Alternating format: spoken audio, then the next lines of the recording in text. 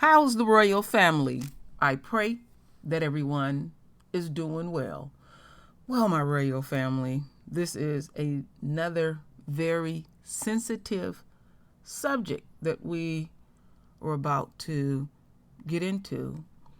And I would ask for folks to be respectful of people's opinions or choices. And at the end, I will give you my opinion if I'm for or against abortion. You know, I'm going to keep it real and raw and core, my royal family. So I have an audio for the royal family to listen to, and I have a video to as well. And I'm going to read after the how I'm going to do this. So after we're going to listen to the audio first. Then we're going to listen to the governor. I think she's let me double check because I get these states mixed up. What state is this woman? Okay, that's Ohio. Okay, Ohio. Yeah, I wanted to say Dakota for some reason, but anyhow, we're going to listen to the governor speak to as well with her nonsense. So anyway, my royal family, let's get into this audio about a 10-year-old that these folks are willing to risk the life of a 10-year-old child being pregnant. This is not someone who's been molested. They have been raped, and probably repeatedly raped. Wow. All right, my royal family, this audio, it's a little over 3 minutes. Did Ohio's abortion ban force a 10-year-old rape victim to travel to Indiana? In late June 2022, hours after the U.S. Supreme Court overturned its 1973 Roe v. Wade ruling that legalized abortions, Ohio outlawed abortions for people who had been pregnant for 6 weeks or longer, including rape victims. The impact was swift. According to several news outlets, for example, Ohio's new abortion ban forced a 10-year-old girl who had gotten pregnant by rape to travel to her neighboring state of Indiana where abortion remained legal. Dozens of Snopes readers searched our site or contacted us wondering whether that had actually happened. To find out, we reached out to Dr. Caitlin Bernard, an obstetrician-gynecologist based in Indianapolis and who spoke to the Columbus Dispatch about the headline-generating story. As of this writing, Bernard had not returned our request for an interview, but we will update this story if that changes. Speaking to the Ohio newspaper, however, Bernard said she was contacted by a colleague in Ohio, a doctor who treats child abuse victims, for help 3 days after the High Court's Roe decision. The doctor told Bernard, according to her retelling, that a 10-year-old patient was 6 weeks pregnant, needed an abortion, and was unable to terminate the pregnancy in Ohio due to the state's post-Roe law. According to the Dispatch, the child was able to travel to Indiana, and Bernard carried out the procedure under the state's laws on abortion at the time. Indiana state lawmakers are expected to hold a special session on July 25, 2022, where they, too, are expected to pass an abortion ban. It's hard to imagine that in just a few short weeks we will have no ability to provide that care, Bernard told the Dispatch. As we have previously reported at Snopes, although medical privacy laws prevent healthcare workers from sharing the personal details of patients publicly, social media posts have circulated widely alleging various harrowing effects of recent abortion bans on pregnant people. For example, shortly after the Supreme Court's decision, a message spread across the internet, supposedly detailing a situation in which a healthcare worker in a state where so-called trigger laws went into effect witnessed a patient with an ectopic pregnancy experience life-threatening bleeding before the doctor felt he could intervene. An ectopic pregnancy is a condition in which a fertilized egg implants somewhere outside the uterus, most often in the fallopian tube. As it grows, it can cause the tube to rupture, which can lead to life-threatening hemorrhaging. Sources: Rudavsky, Sherry, and Rachel Fredette. As Ohio restricts abortions, 10-year-old girl travels to Indiana for procedure. The Columbus Dispatch, July 1st, 2022, https://www.dispatch.com/story/news/2022/07/01 Ohio girl 10 among patients going Indiana abortion /77884150001 Tom. What is ectopic pregnancy and how does the abortion ruling affect it?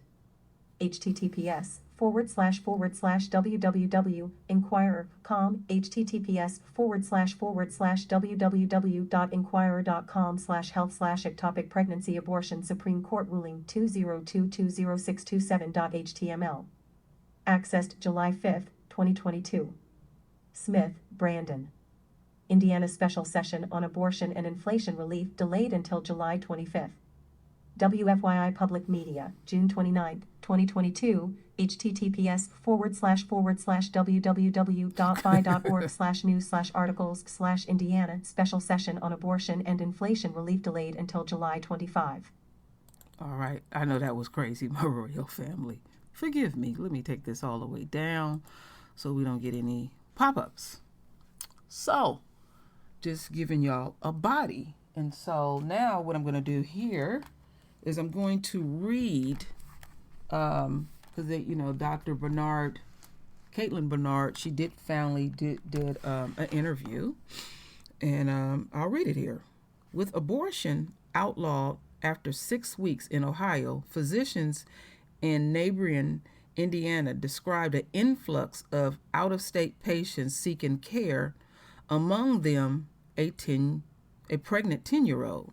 Dr. Caitlin Bernard, an Indianapolis obstetrician gynecologist, told the Indianapolis Star that just 3 days after the federal right to an abortion was reserved, she received a call from a colleague, a child abuse doctor in Ohio, who needed her help. The physician had a pregnant patient, a 10-year-old, who could no longer legally undergo the procedure in her home state. In Indiana, for now, at least abortion is legal up to 22 weeks after a pregnant person's last menstrual cycle. However, Indiana politicians have scheduled a special legislative session later this month to address abortion laws. Republican lawmakers who hold a supreme majority in the state indicate they intend to further restrict the procedures. Despite the influx of patients seeking care across state lines with abortions, access likely to be restricted in Indiana, Dr. Bernard's ability to help those seeking the procedure in the future is uncertain. It is hard to imagine that in just a few short weeks, we will have no ability to provide that care. Dr. Bernard, who agreed to help the 10-year-old patient, told the Indianapolis Star. Dr. Bernard did not immediately respond to the insiders for requests for comment.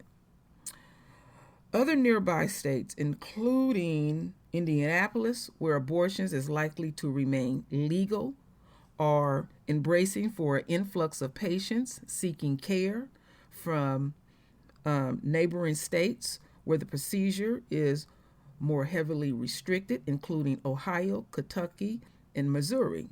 Planned Parenthood, Illinois, expects the states will see an additional 20,000 to 30,000 patients overall crossing its borders to receive abortions each year. Yeah, and I think the number is going to be much, much higher. All right, my royal family. Now, what we're going to get into, we're going to listen to the governor. And you know what? I had that wrong again. She is actually the governor of South Dakota, because I kept saying Dakota, and I didn't even take the time to look up here and read. I didn't look at the title. I was looking at Ohio. So forgive me for my oversight. So let's get this volume together. And I pray that y'all can hear this stuff loud and clear.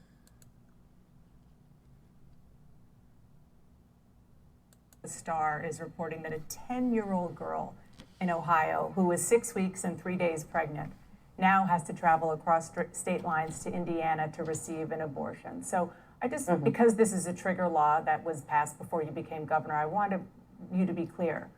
Will the state of South Dakota going forward force a 10-year-old in that very same situation to have a baby? You know what I think is incredible, Dana, in this tragic story, because I heard about this last night. What's incredible is that nobody's talking about the pervert, horrible, deranged individual that raped a 10-year-old.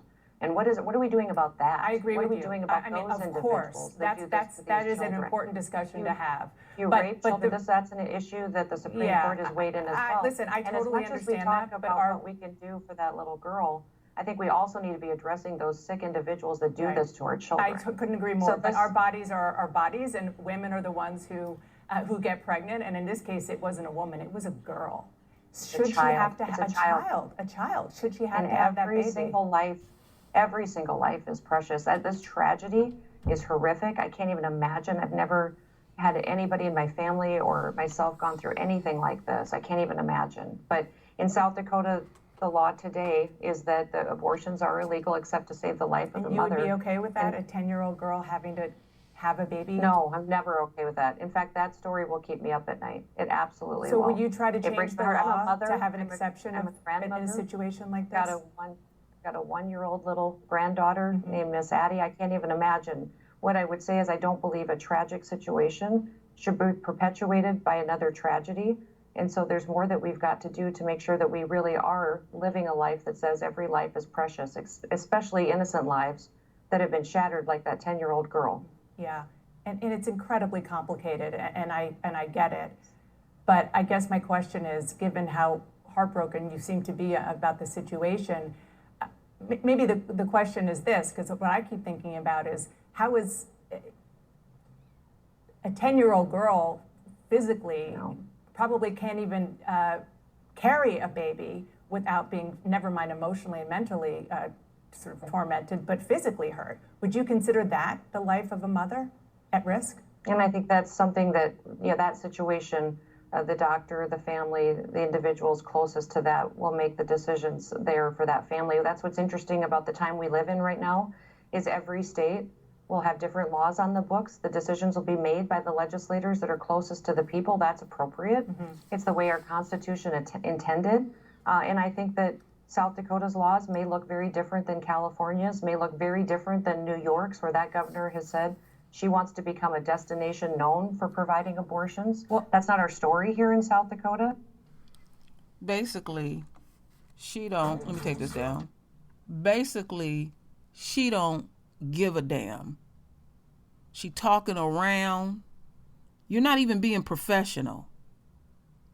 And you're using stall tactics. We don't give a damn about your personal life and your immediate situation and your granddaughter and all that bullshit. You're talking around this. This is a 10-year-old child, pregnant, who have been repeatedly raped. I don't like the word, even though I may use it from time to time, being molested. And then you want to jump up and talk about the damn pervert who did that. What about this child's immediate situation? We have full-grown women who get pregnant and die.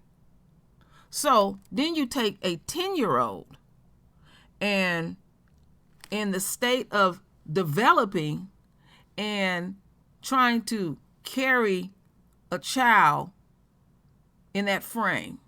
We have dwarfs that have had children, and it is a very difficult pregnancy. So there is a lot of trauma. She don't care about the child's trauma.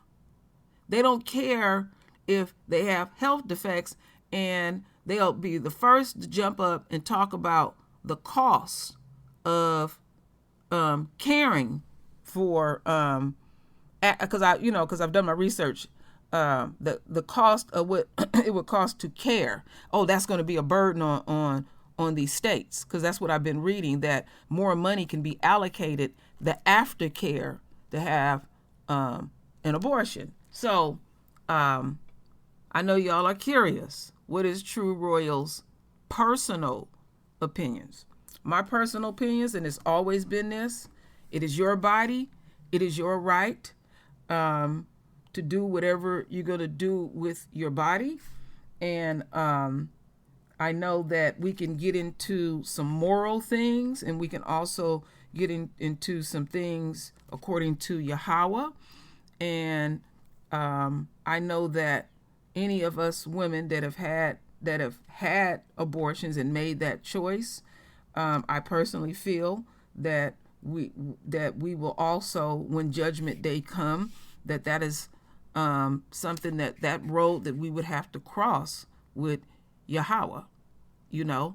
But I am not the one that's going to sit up here and ridicule somebody based on their choices. It can be so many different circumstances.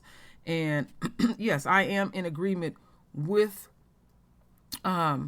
women that these are our bodies, and you're going to dictate to us what we do with our bodies.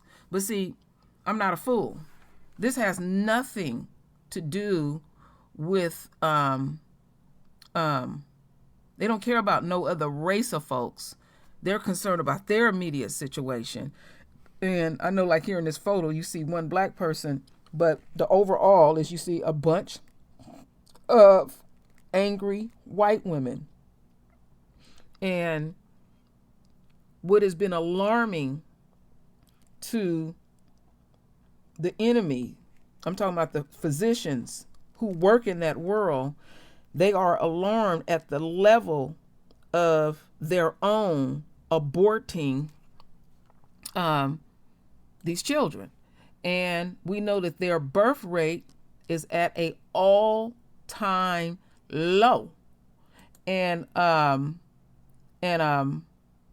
now they're at the point of any means for their utter survival, but they don't even care about the individual circumstances. And a 10-year-old, how do you make sense out of something like that? That's where you start looking real ass crazy, you know. My personal story, y'all know I have 4 children. My oldest child I had at the age of 16, and I know that there are a lot of teen parents that have had children.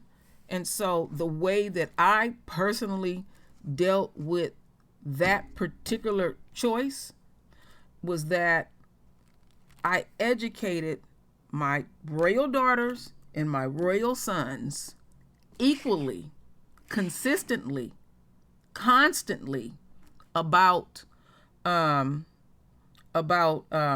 birth control. Now, what executive decision they make at the end of the day, they cannot say their mother did not educate them. Because I have heard people be upset that some of these high schools give out birth control. And for my own personal story, we need birth control, because these children who are out here sexually active, and you gotta be in a state of reality, your children are gonna have sex. And I have found that some women who have been teen parents will act like that didn't even happen to them and try to break cycles in families at the end of the day. My mother had me at the age of 17. I know that number follows me everywhere. And so my oldest daughter, she had her child deep into her 30s, latter 30s, because, you know, I have a beautiful granddaughter. So at this point, we have broke the cycle with education, being brutally honest and everything, and not just putting that weight on our royal daughters. We need to put the same consistently energy on our royal son. See, the teen parent son gets left out of the process, and he can go hide, but the female, she cannot go hide a pregnancy, even though we have heard of pregnancies being hidden, but eventually something may be revealed. And there's a lot of psychological things that are going on, and you're not, you're just not prepared. So then you got a child in this situation, 10 years old, not fully even understanding all of what she's going through, that she will go through a lifetime, because that's even trauma to put her under, to do the procedure, and then the healing process. So this child is getting traumatized on so many levels and stuff, but this could kill the child at the end of the day. So again, I will ask, please be respectful and sensitive to this particular subject. We're always going to have some fools in here. You'll have full range to use that wrench or the unquote pimp hand to get these fools up out of here. We adults, and we need to be mature, but not all adults are mature. And I really want to even hear from our kings too as well. Y'all are free over here. Y'all are free over here to speak, but I really want male energy, because it's like y'all not even a factor. You are the biggest factor too as well, and how y'all feel about it. So I let y'all know how I feel about it, and I just believe in choice. And I know some people may not agree, and that is fine over here on the True Royal Family. And again, my backup channel is True Royal. So do what you do best. Render your voice with your beautiful divine words. And as always, my royal family, I thank you for your love. I thank you for your support. And with that said, Ashe.